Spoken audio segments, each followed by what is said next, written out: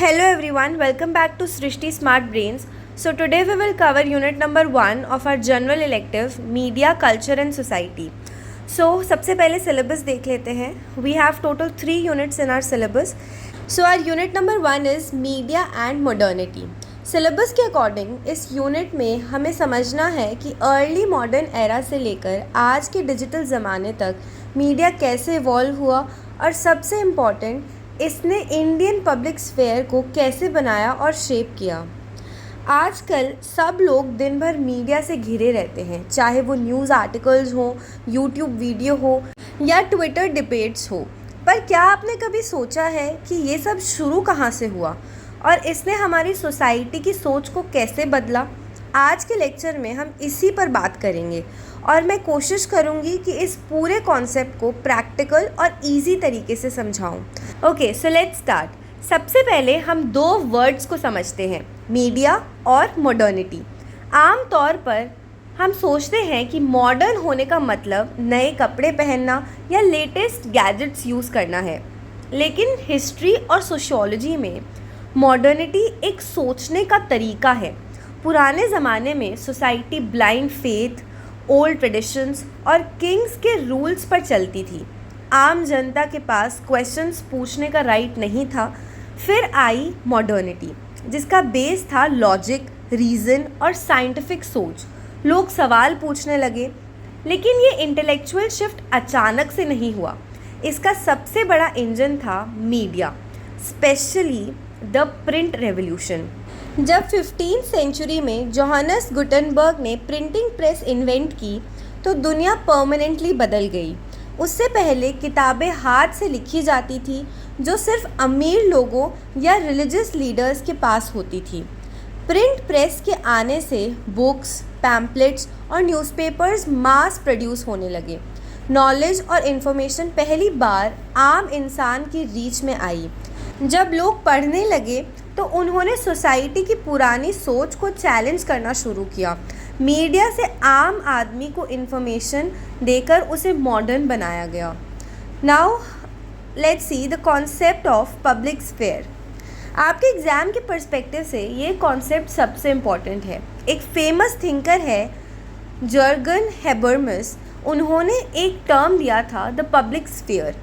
आप इसे एक इनविजिबल प्लेटफॉर्म या एक ऐसी ओपन स्पेस समझ लीजिए जहां सोसाइटी के लोग इकट्ठे होते हैं, गवर्नमेंट की पॉलिसीज़ पर बात करते हैं, सोशल इश्यूज़ पर डिबेट करते हैं और एक पब्लिक ओपिनियन बनाते हैं।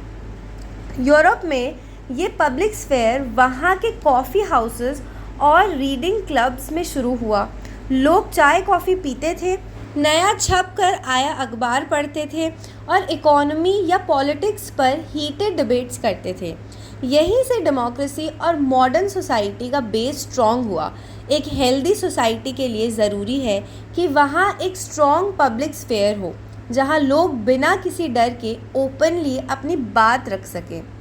So now is the constitution of the Indian public sphere. अब आते हैं अपने देश की बात पर। इंडिया में ये पब्लिक स्फेयर कैसे बना? ये कहानी बहुत इंटरेस्टिंग है क्योंकि हमारी सोसाइटी उस वक्त कॉलोनियल रूल के अंडर थी। इंडिया में जब प्रिंटिंग प्रेस आई तो शुरू में ये ब्रिटिश एडमिनिस्ट्रेशन का टूल थी, लेकिन जल्दी ही इंडियन सोशल रिफॉर्मर्स और फ्रीडम फाइटर्स ने समझ लिया कि अगर देश को जगाना है और एक करना है तो प्रिंट मीडिया सबसे बड़ा हथियार है। इंडिया का पब्लिक स्फेयर यूरोप के कॉफ़ी हाउसेस में नहीं, बल्कि हमारी नुक्कड़ की चाय की दुकानों और गांव के पेड़ के नीचे बना। इस प्रोसेस को हम 2 पार्ट्स में देख सकते हैं।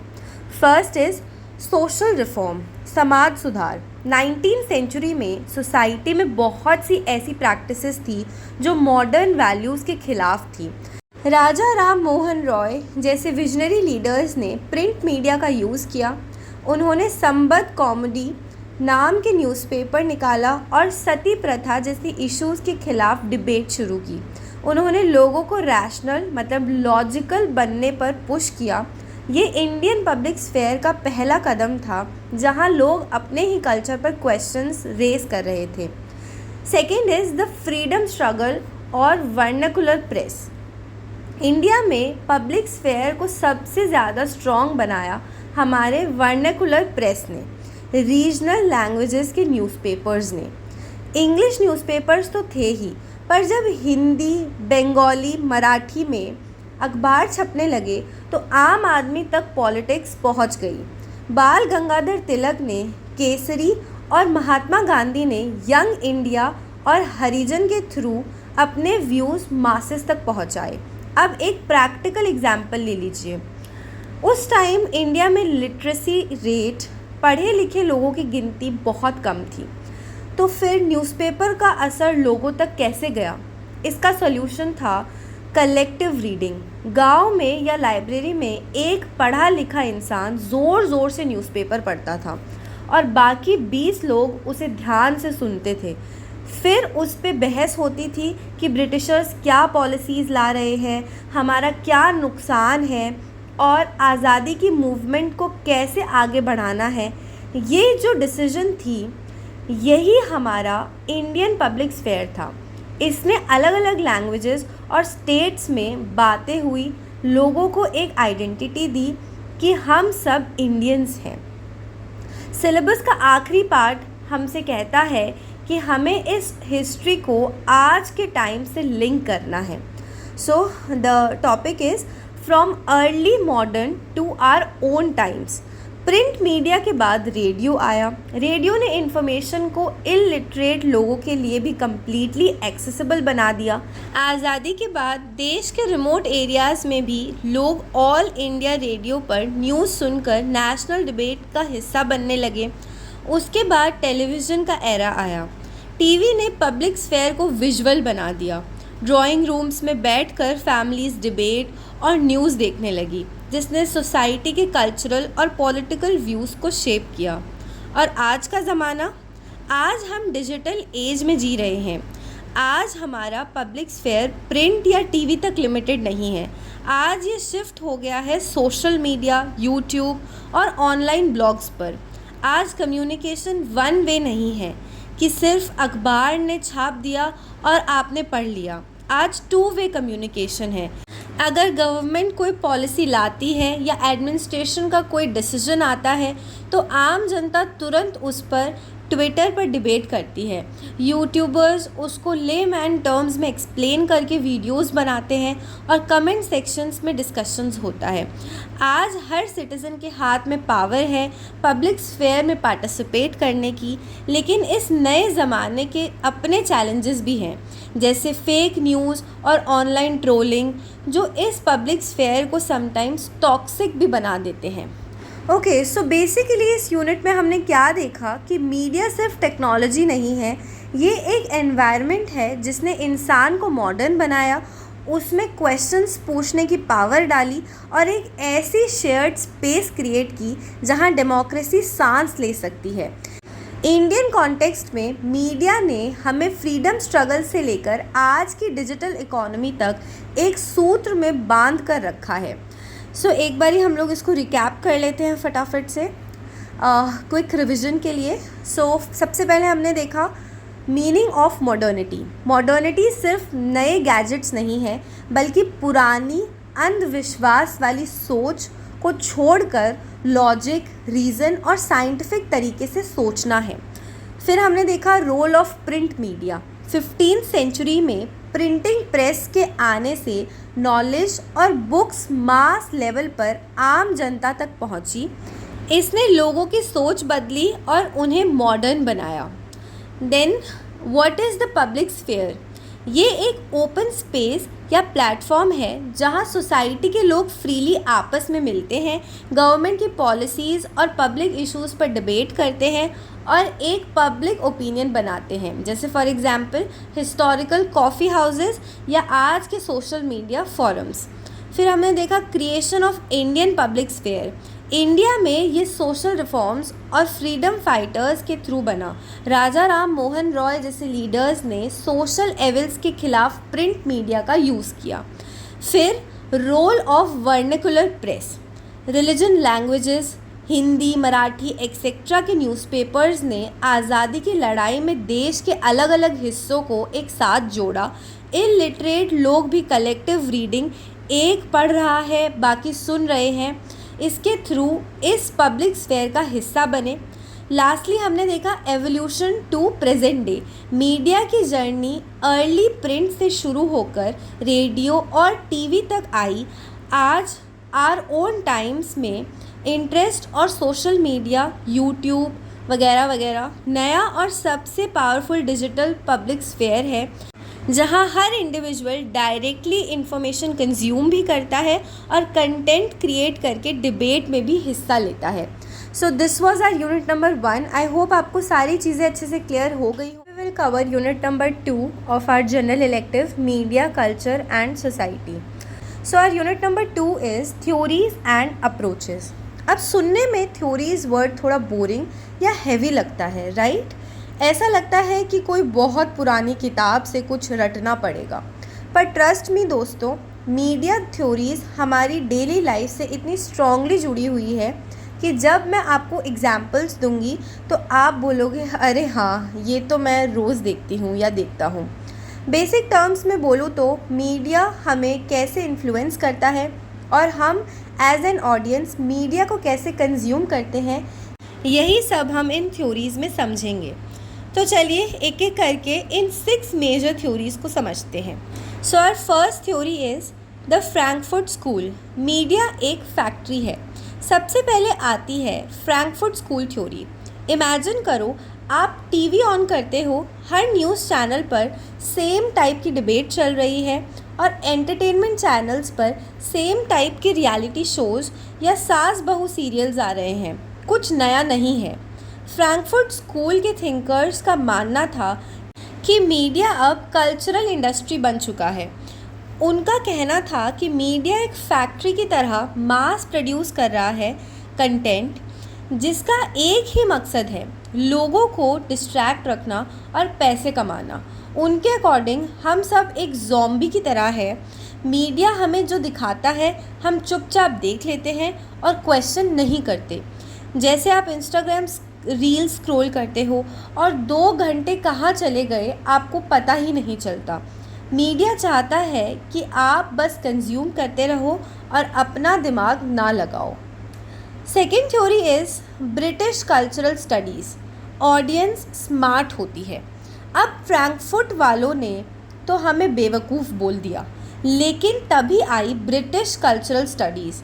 इन्होंने बोला नहीं भाई, फ्रैंकफर्ट वालों आप गलत हो, ऑडियंस ज़िंदा है और एक्टिव भी है। ये थ्योरी कहती है कि हम मीडिया के सामने सिर्फ चुपचाप बैठने वाले लोग नहीं हैं, हम स्मार्ट हैं और अपना दिमाग लगाते हैं। जब कोई मूवी रिलीज़ होती है तो हर इंसान उसको अलग तरीके से समझता है। एग्जाम्पल के लिए कबीर सिंह मूवी को ले लीजिए। एक ही मूवी थी, पर कुछ लोगों ने उसको एक ग्रेट लव स्टोरी माना और कुछ लोगों ने कहा ये टॉक्सिक बिहेवियर को प्रमोट करती है। यानी कंटेंट एक था, पर ऑडियंस ने अपने हिसाब से उसका मीनिंग निकाला। हम शोज़ देखते हैं, मीम्स बनाते हैं, फ़ैन थ्योरीज़ लिखते हैं। हम एक्टिव पार्टिसिपेंट्स हैं, रोबोट्स नहीं। Now third is semiotics, science और सिंबल्स का खेल। ये थ्योरी मेरी पर्सनल फेवरेट है। सेमियोटिक्स का सिंपल मतलब है साइंस और सिंबल्स की पढ़ाई, मतलब कि स्टडी। मीडिया में हर एक छोटी चीज़ कुछ ना कुछ बोलती है बिना वर्ड्स यूज़ किए। सोचो आप एक मूवी देख रहे हो, स्क्रीन पर एक लड़की वाइट सफ़ेद साड़ी पहनकर हाथ में मोमबत्ती लेकर रात को घूम रही है। आपका दिमाग तुरंत बोलेगा भूत है, लेकिन मूवी में किसी ने बोला नहीं कि भूत है। फिर आपको कैसे पता चला? क्योंकि वाइट साड़ी और रात एक साइन है। वैसे ही रेड रोज़ दिखाया मतलब प्यार। विलन के आने से पहले जो डेंजरस बैकग्राउंड म्यूज़िक बजता है वो एक साइन है कि कुछ बुरा होने वाला है। सेमियोटिक्स हमें सिखाता है कि कलर्स, कपड़े, म्यूज़िक और कैमरा एंगल्स से मीडिया हमसे कैसे चुपचाप बात करता है। Now fourth is feminism, women का रिप्रेजेंटेशन। अब आते हैं एक इम्पॉर्टेंट टॉपिक पर, फेमिनिस्ट थ्योरी इन मीडिया। ये थ्योरी दिखाती है कि टीवी, मूवीज़ और एडवर्टाइजमेंट्स में औरतों मतलब वुमेन को कैसे प्रेजेंट किया जाता है। पहले के टाइम में मूवीज़ और टीवी शोज़ को देख लो, एक औरत तो एकदम आदर्श बहू होगी जो सिर्फ घर का ख्याल रखती है और सबकी बातें सुनती है, या फिर वो एक वैम्प होगी जो बड़ी सी बिंदी लगाकर और डार्क लिपस्टिक्स लगाकर दूसरों की लाइफ ख़राब करने के प्लान्स बनाती है। हीरोइंस को अक्सर सिर्फ हीरो के पीछे नाचने या उसको बचाने के लिए दिखाया जाता था, लेकिन फेमिनिस्ट थ्योरी ने इसको क्वेश्चन किया। उन्होंने पूछा कि मीडिया को हमेशा लड़कों के नज़रिए मतलब मेल गेज से क्यों बनाया जाता है। इसी थ्योरी के प्रेशर और अवेयरनेस की वजह से आज हमें जैसे पीकू कहानी या थप्पड़ जैसी मूवीज़ देखने को मिलती है जहां वुमेन के स्ट्रॉन्ग, रियल और इंडिपेंडेंट कैरेक्टर्स होते हैं। Now fifth is post colonial theory, गोरे लोग वर्सेस थोड़े से डार्क स्किन टोन के लोग जो होते हैं वो। ओके, सो आप सब ने हॉलीवुड मूवीज़ देखी होंगी जहां उन्होंने इंडिया को दिखाया है। आपने एक चीज़ नोटिस की, जब भी अमेरिका दिखाते हैं तो स्क्रीन एकदम ब्राइट और ब्लू कूल कलर की होती है, और जैसे ही इंडिया दिखाते हैं एक येलो ऑरेंज फ़िल्टर लगा देते हैं। सड़कों पर हमेशा गाय घूम रही होती है, स्लम्स दिखाते हैं या साधु और स्नेक चार्मर्स बैठे होते हैं। ऐसा लगता है कि इंडिया में और कुछ है ही नहीं। पोस्ट कॉलोनियल थ्योरी इस बात को पॉइंट आउट करती है, ये दिखाती है कि जो पावरफुल वेस्टर्न कंट्रीज़ है जैसे अमेरिका या यूके, वो हम जैसे डेवलपिंग कंट्रीज़ को कैसे स्टीरियोटाइप करते हैं। आज भी हमारी एड्स में गोरों फेयर स्किन को सुपीरियर क्यों माना जाता है। फेयर एंड लवली जैसी क्रीम्स का सक्सेस इसी बात का प्रूफ है कि हमारी मेंटालिटी में अभी भी गोरा रंग इज़ इक्वल्स टू सक्सेस छुपा है। ये थ्योरी हमें सिखा रही है कि हमें इन वेस्टर्न स्टीरियोटाइप्स को तोड़ना चाहिए। Now sixth is post modernist theory, क्या रियल है और क्या fake. Last but definitely the most crazy theory, post modernism. ये थ्योरी बोलती है कि आज के टाइम में रियल और मीडिया के बीच की बाउंड्री बिल्कुल ख़त्म हो चुकी है। इसको मैं इंस्टाग्राम रियलिटी बोलती हूँ। आप ऑनलाइन किसी इन्फ्लुएंसर को देखते हो, उसकी परफेक्ट स्किन, उसकी परफेक्ट एक्सपेंसिव वेकेशन, उसकी परफेक्ट स्माइल, हम उसको असली ज़िंदगी मान लेते हैं और ख़ुद को जज करने लगते हैं कि हमारी लाइफ ऐसी क्यों नहीं है। पर क्या वो रियल है? नहीं, वो रिंग लाइट्स, मेकअप, फिल्टर्स और 100 रीटेक्स के बाद आई एक फ़ोटो है। आजकल तो ऐसा हो गया है कि लोग खाना बाद में खाते हैं, पहले उसकी परफेक्ट एस्थेटिक फ़ोटो क्लिक करके स्टोरी पर डालते हैं। अगर फ़ोटो नहीं डाली तो मतलब खाना खाने का मज़ा ही नहीं आया। मीडिया ही हमारी रियलिटी बन चुका है, सब कुछ एक शो है। सो अब हम लोग इस यूनिट का क्विक रिकैप कर लेते हैं। So 6 theories were there, right. So first was Frankfurt school कहता है कि मीडिया हमें कंट्रोल करता है और एक जैसा मास प्रोड्यूस्ड कंटेंट दिखाकर हमें बेवकूफ़ बनाता है। ऑडियंस यहाँ पे पैसिव है। जो ज़ॉम्बी का मैंने एग्जांपल दिया था कि ऑडियंस जो है यहाँ पे एकदम ज़ॉम्बी की तरह है, कुछ नहीं बोलती है, सिर्फ जो दिखाया जाता है वो देख लेते हैं। सेकंड, ब्रिटिश कल्चरल स्टडीज़ कहता है कि नहीं, हम बेवकूफ़ नहीं हैं, हम मीडिया को अपने दिमाग से समझते हैं और उसमें से अपनी मर्ज़ी का मीनिंग निकालते हैं। ऑडियंस एक्टिव है। थर्ड, सीमियोटिक्स, मीडिया हमसे डायरेक्टली नहीं बल्कि साइंस और सिंबल्स जैसे कलर्स, ड्रेस, म्यूज़िक के थ्रू चुपचाप बात करती है। फोर्थ, फेमिनिज़म फोकस करता है कि टीवी और मूवीज़ में औरतों को बराबरी, इक्वालिटी मिले और उन्हें पुराने स्टीरियोटाइप्स में ना बढ़ाया जाए। Fifth, post colonial theory question करता है कि वेस्टर्न कंट्रीज़ हमारी ईस्टर्न कंट्रीज़ को मूवीज़ में इतना गरीब, बैकवर्ड और स्टीरियोटाइप्स में क्यों दिखाती है। सिक्स्थ, पोस्ट मॉडर्निस्ट थ्योरीज़ आज के टाइम में रियल लाइफ और स्क्रीन लाइफ आपस में मिक्स हो गई है। फिल्टर्स और फेक मीडिया ही लोगों की सच्चाई बन चुकी है। So this was our unit number 3 of our general elective media culture and society. So this is our last unit और यूनिट नंबर 1 और 2 हमने ऑलरेडी कवर कर लिया है। Okay, so our unit 3 is contemporary configurations. सुनते ही थोड़ा heavy और बोरिंग लग रहा होगा, राइट? पर एक्चुअली ये यूनिट हमारी डेली लाइफ के बारे में है। कंटेम्प्रेरी कॉन्फ़िगरेशंस का सिंपल मतलब है कि आजकल मीडिया, हमारा कल्चर, हमारी सोसाइटी एक दूसरे के साथ कैसे मिक्स हो गए हैं कंटेम्प्रेरी टाइम्स में। आज हम 3 ऐसी चीज़ों के बारे में बात करेंगे जो हम रोज़ देखते हैं पर उनके डीप मीनिंग के बारे में कभी सोचते नहीं। टीवी का फैमिली ड्रामा, सेलिब्रिटी कल्चर और सेल्फी कल्चर। तो चलिए एक एक करके इनको शुरू करते हैं। First is televised family drama, हमारे घर की कहानी या कुछ और। इमेजिन करो रात के 8 या 9 बज रहे हैं। अपने घर का ड्राइंग रूम याद करो। आपकी मम्मी, दादी या शायद आप खुद टीवी के सामने बैठे हो और स्क्रीन पर चल रहा है अनुपमा या फिर ये रिश्ता क्या कहलाता है या कोई और सास बहू सीरियल। बाहर से देखने में ये सिर्फ एक टाइम पास लगता है। हम अक्सर इन सीरियल्स का मजाक उड़ाते हैं कि वही सेम रोना धोना चल रहा है, लेकिन सोशियोलॉजिकली ये फैमिली ड्रामास बहुत पावरफुल होते हैं। ये सिर्फ एंटरटेनमेंट नहीं है, ये हमारी सोसाइटी का आईना है और सोसाइटी को शेप भी करता है। नोटिस करना, इन सीरियल्स में गुड और बैड बहुत क्लियरली डिफाइन होता है। एक आदर्श बहू, आइडियल डॉटर इन लॉ कैसी होनी चाहिए, उसका ड्रेस कैसा होना चाहिए, उसे कितना बोलना चाहिए, ये सब सीरियल्स चुपचाप हमारे दिमाग में फीड कर देते हैं। जब एक टीवी कैरेक्टर कोई स्पेसिफिक बनारसी साड़ी या मंगलसूत्र पहनती है तो रियल लाइफ में टेलर के पास वैसी ही डिमांड आती है। लेकिन इसका एक डीपर साइड भी है। आजकल के फैमिली ड्रामास थोड़े चेंज भी हो रहे हैं।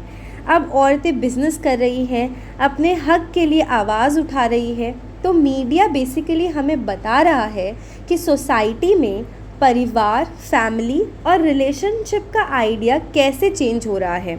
ये ड्रामास हमारी वैल्यूज़, हमारी ट्रेडिशंस और हमारी मॉडर्न प्रॉब्लम्स का एक मिक्स है। Okay, so second is ubiquitous celebrity culture, हर जगह स्टार्स। अब आते हैं दूसरे टॉपिक पर, यूबिक्विटस सेलिब्रिटी कल्चर। यूबिक्विटस का मतलब होता है जो हर जगह मौजूद हो, प्रेजेंट एवरीवेयर। एक टाइम था जब हम अपने फेवरेट एक्टर्स को सिर्फ फ्राइडे को थिएटर में देखते थे या कभी किसी मैगज़ीन के कवर पर। उनकी लाइफ एक मिस्ट्री थी। पर आज सेलिब्रिटी कल्चर हर जगह है। आप अपना फ़ोन अनलॉक करते हो और इंस्टाग्राम पर किसी स्टार का एयरपोर्ट लुक या जिम लुक दिख जाता है। और अब सिर्फ बॉलीवुड स्टार्स ही सेलिब्रिटीज़ नहीं हैं, यूट्यूब और इंस्टाग्राम इन्फ्लुएंसर्स भी नए ज़माने के स्टार्स हैं। इस कल्चर के सबसे बड़ा इम्पैक्ट ये है कि हम उन्हें अपना आइडल मान लेते हैं। उनकी तरह दिखना, उनकी तरह खाना, जैसे कि ब्लैक वाटर, उनके जैसे कपड़े पहनना, ये सब हमारी लाइफ का पार्ट बन गया है। इसे एक पैरा सोशल रिलेशनशिप बनती है, जिसका मतलब है हमें लगता है कि हम उस स्टार को पर्सनली जानते हैं जबकि उन्हें हमारा नाम तक नहीं पता। ये सेलिब्रिटी कल्चर हमारे अंदर डिज़ायर्स पैदा करता है। काश मेरे पास भी ऐसी गाड़ी होती, काश मेरी स्किन भी ऐसे ग्लो करती। इस चक्कर में हम अपनी नॉर्मल मिडिल क्लास लाइफ से कभी कभी डिससेटिस्फाइड फील करने लगते हैं। ये सब मीडिया का ही खेल है। Third is selfie culture. पहले एक फ़ोटो हो जाए, कहीं भी जाओ, कैफ़े, मॉल, कॉलेज फेस्ट या वॉशरूम के आईने के सामने लोग अपना फ़ोन निकाल कर पाउट कर रहे होते हैं। सेल्फ़ी लेना एक बहुत ही नॉर्मल, रोज़मर्रा, एवरीडे का काम लगता है, लेकिन इसकी डीपर मीनिंग क्या है? सेल्फ़ी कल्चर सिर्फ फ़ोटो खींचने के बारे में नहीं है, ये वैलिडेशन दूसरों से तारीफ़ पाने के बारे में है। हम एक फ़ोटो पोस्ट करने से पहले 50 सेल्फीज़ खींचते हैं, फिर उस पर फ़िल्टर लगाते हैं, फिर कैप्शन सोचते हैं। क्यों? क्योंकि हम दुनिया को दिखाना चाहते हैं कि मेरी लाइफ कितनी परफेक्ट और हैपनिंग है। ये एक तरह का सेल्फ ब्रांडिंग है।